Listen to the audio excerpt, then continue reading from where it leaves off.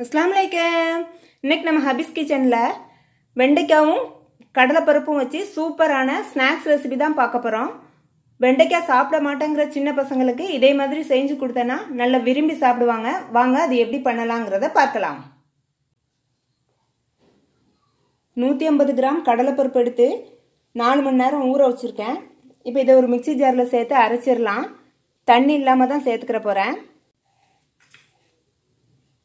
தண்ணியை வடிகட்டிட்டு கடலைப்பருப்பு மிக்ஸி ஜாரில் சேர்த்தாச்சு.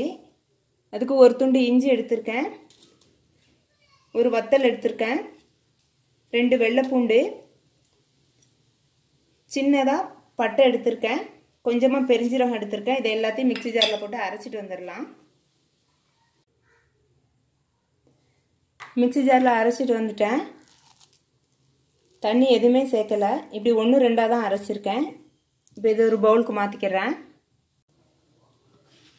ஒரு பவுலுக்கு மாற்றியாச்சு. இப்போ இது இருக்கட்டும். எடுத்து வச்ச வெண்டைக்காயை பொடி பொடியாக கட் பண்ணிக்கிறேன். நான் 200 கிராம் தான் வெண்டைக்காய் எடுத்திருக்கேன். இப்போ இதை கட் பண்ணிவிட்டு பார்க்கலாம். வெண்டைக்காயை குட்டி குட்டியாக கட் பண்ணியாச்சு. 4 பெரிய வெங்காயத்தையும் ரொம்ப குட்டியாக கட் பண்ணியிருக்கேன். கருவேப்பிலையும் மல்லி இலையும் பொடியாக கட் பண்ணியிருக்கேன். இப்போ இது எல்லாத்தையும் நம்ம அரைச்சிட்டு வந்த கடலைப்பருப்போடு சேர்த்துடலாம். மல்லி இலையும் கருவேப்பிலையும் சேர்த்துட்டேன்.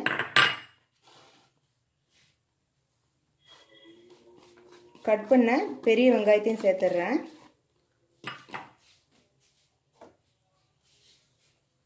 கட் பண்ணி வச்ச வெண்டைக்காய் இதில் எல்லாம் சேர்த்தாச்சு. 1 ஸ்பூன் ஜீரகம் சேர்த்துக்கிறேன். சின்ன ஸ்பூனுக்கு 1 ஸ்பூன் தான். அதே போல் மஞ்சளும் சேர்த்துக்கிறேன். மஞ்சள் பவுடர். ஏற்கனவே ஒரு வத்தல் வச்சு அரைச்சிருக்கோம். வத்தல் பவுடரும் சேர்த்துருக்கேன். கொஞ்சமாக கரம் மசாலாவும் சேர்த்துக்கிறேன். சேர்த்தாச்சு. இப்போ தேவையான அளவு உப்பு சேர்த்துக்கிறேன். உப்பு சேர்த்தாச்சு. இப்போ நல்லா மிக்ஸ் பண்ணிடுறேன். எல்லாத்தையும் நல்லா மிக்ஸ் பண்ணி வடை மாதிரி தட்டி எடுத்துடணும். மிக்ஸ் பண்ணிவிட்டு ஒரு உப்பு செக் பண்ணிக்கிறேங்க. நல்லா மிக்ஸ் பண்ணிட்டேன். இப்போ வடை மாதிரி தட்டிக்கிறலாம். நல்லா மிக்ஸ் பண்ணியாச்சு. மிக்ஸ் பண்ண கலவையை கையில் கொஞ்சமாக எண்ணெய் தடவிக்கிட்டு கொஞ்சம் கொஞ்சமாக எடுத்து வடை மாதிரி தட்டிக்கிறலாம்.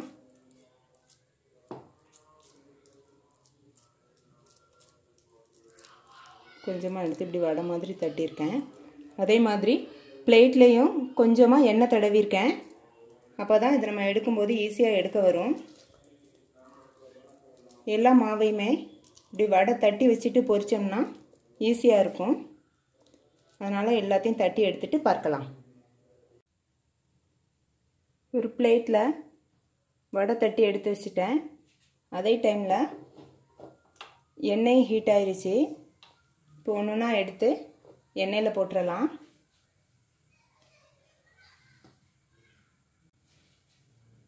எண்ணெயில் போட்டுடுறேன்.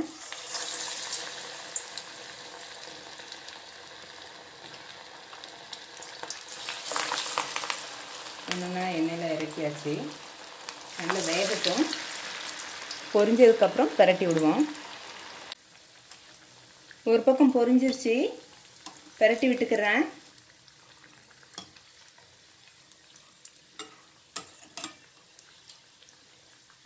மிதமான தீயில தான் வச்சுருக்கேன். எண்ணெய் நல்லா சூடேறிடுச்சு.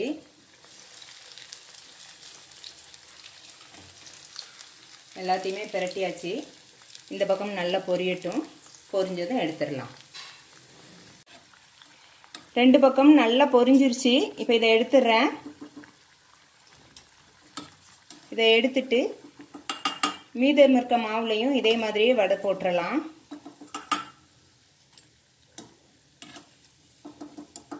எல்லா மாவுலையும் வடை பொரிச்சு எடுத்தாச்சு. வெண்டைக்காய் வடை ரெடி ஆயிடுச்சு. நீங்களும் இதை ட்ரை பண்ணி பாருங்கள்.